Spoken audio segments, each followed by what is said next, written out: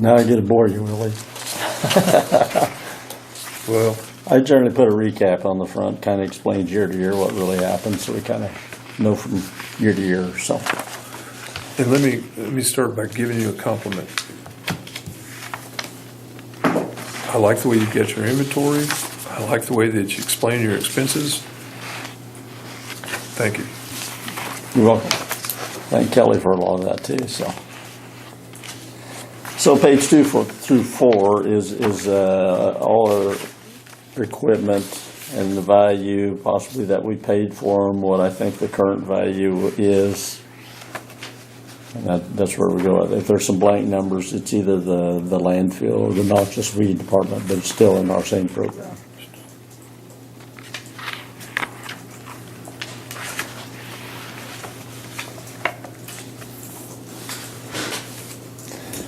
I seen the other night on public television, they had a deal on noxious weeds.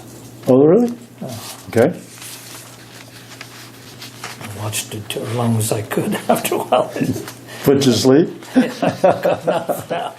And then it was on late. Yeah. All right, on page 5, you'll see a lot of the coding, and this is where the guys go to work, stuff like that. Whatever they're doing, they put a certain code to it and kind of explains what activities we're working on.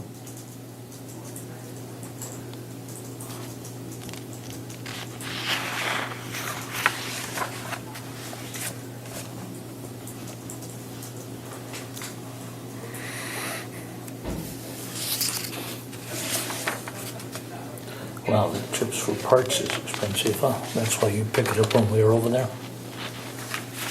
Yeah, yeah. Well, I didn't code it that way, but yeah, a lot of times we.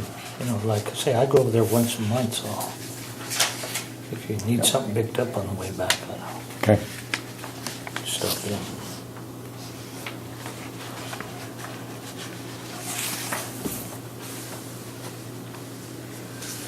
Now, you mentioned gravel pit about as owned, and see, we lease all of them, but we're responsible for reporting all our, the materials that's taken out of it. We have to report it to the state, if there's any changes or anything like that. And then when we're done with this gravel pit, we have to go back and reclaim it and reseed it and everything like that. So that is another one of our responsibilities. So.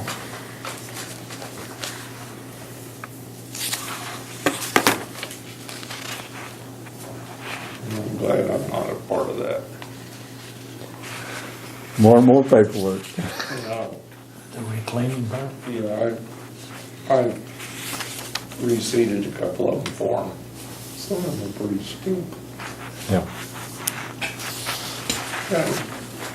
Picked your ways down off there. It is, yeah.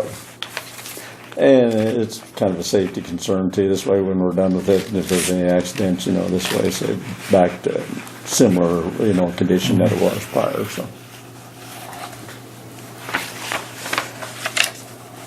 What's a 12M2? 12M2, it's just, it's a joystick grader, one of the M series, but it's right in between the 140Hs and the 12, so. So those are joysticks. Yeah, all the M's are the joysticks. Correct. Oh, there's 120Ms or joysticks also. Yep. Yep. Yeah, as long as it has that M on it.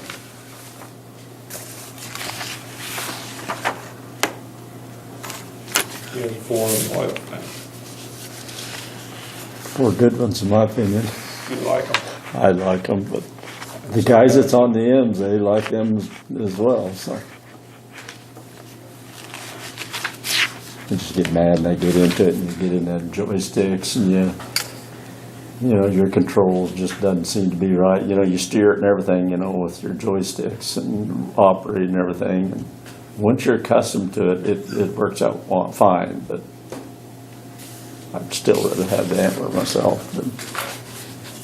And there's a lot less electronics too. Oh, I thought you liked them. The M's? I don't Oh, personally, okay. but most of the guys do, so. It takes quite a while to learn how to To pick them up, yeah. And take it your unit guys are the ones that like them. You know, surprisingly, I had some of both. You know, I had a couple of them that just retired the last couple of years, would not have nothing to do with them. But yet, some of the older ones, I say older, you know, above 50 and that, they like the joystick, so.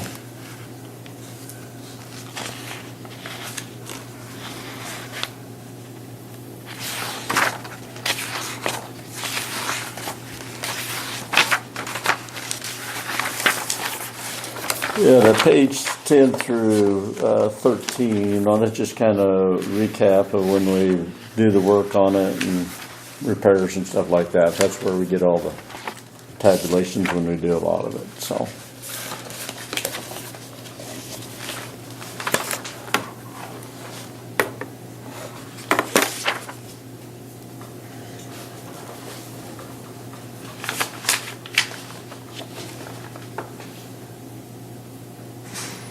Now, the page you're on there, Terry, is what we have to turn into the state. Okay.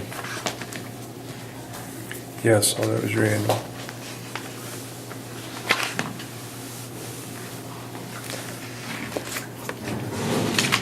On page 14, I'll kind of go through a little bit of that Highway 27. You'll see that we got the material, you know, from Venture Corporation. If we cleaned up their old asphalt plant site, there was a large pile of asphalt milling fines, which we sold a lot of it to local residents. The bigger chunks that they had left there, we wound up hauling to the landfill, and then we crushed it later.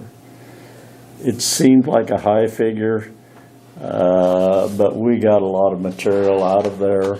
And then if you also look, you know, on our cost rates on that page 1, these are FEMA prices that we're charging on these. So whenever we have a FEMA disaster or something this way, we can go right back to that same rate that we do there. And then the next column is the crushed concrete and asphalt. We had rented a rock crusher from Berry Tractor and crushed all the concrete and asphalt that was stockpiled at the landfill. You have to prepare the material before you rent that machine, so it means you got to get it sized where it fit into there so it doesn't jam it and stuff like that. So that's the reason we did that. You can see it was almost a balance. We was a little short as far as cost of the project time we did all the selling, but the road department got quite a little material, and also the village got a lot of material too that went out there. Plus Byron used quite a little in his lot, so. And at the bottom, we just got the asphalt fog seal on the detour road. Fog seal is, A fog seal is just the same company does it, which is this Kavitco oil, I think somewhere out of Denver. I can't say for sure what division of Denver it is, but it's just basically painting a heavy coat on it. It's what they would do when they fog it. So on the next page, we do what I call a chip seal. Normally, a chip is a rock that is a fractured stone, and it works very well. We had a hard time getting it, and it's pricey. So this year we wound up going with a gravel, and we purchased it from Weese's out of Bankman. So I'm still calling it a chip seal, but that's what it is, a gravel stone. And then we borrowed a rubber tire packer from the city of St. Francis, and then also one from KDOT. We just purchased this newer chip spreader last winter, so we got the machine running, and it worked well for us. So we're going to be doing more of it. And you'll see our Road 15 and then the Keller Pond Road, the ones that we did that sand seal on. I see you got that one area out towards Keller Pond that's just disintegrated into nothing. 2 areas. It all happened when that frost eve action, happened. I think it was the second week of March. But there's one right before the Keller Pond and right on the curve. Really, I'd been out Something there. happened there, but it did the same thing. Yeah. So. We must have had something weird happened this year. It was, yeah. It got warm and then it started, and then that cold snap set in, and I think that's the reason they're having a lot of trouble up at the airport. It's just a weird freeze. Yeah. that's what they We have said. a lot of That moisture down in there for some reason. And they just heaved it up. Yep. Yeah, you know, there isn't any weight on that one where I'm thinking part of ours, you know, heavy load might have went through when that heave was coming through, but anyway.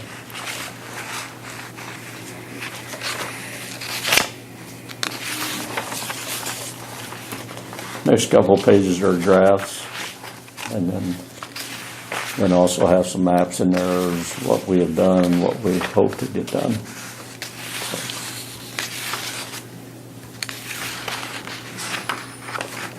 And then that page 8 through 10 is reports that I have to send to the state, so.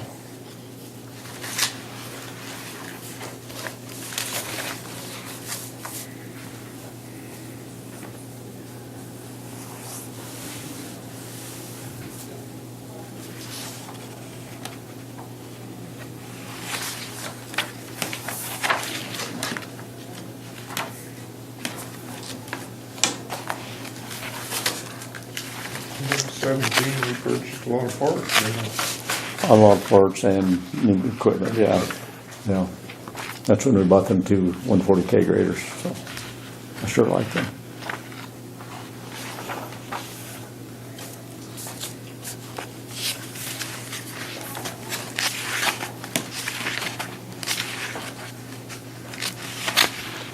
Oh, I gotta get your page numbers at the back, even though it says page 8, that's part of the state report. I say I had more pages than that, so.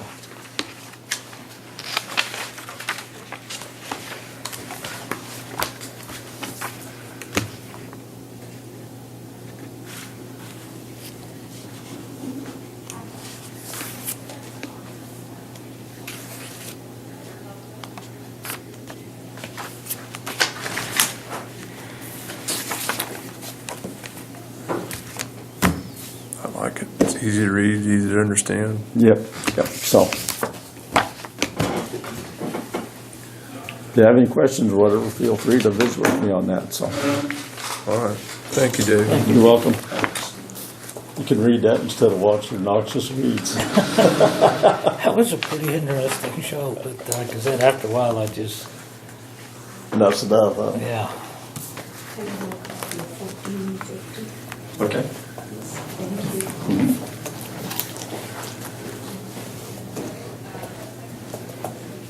Well, let's take a break.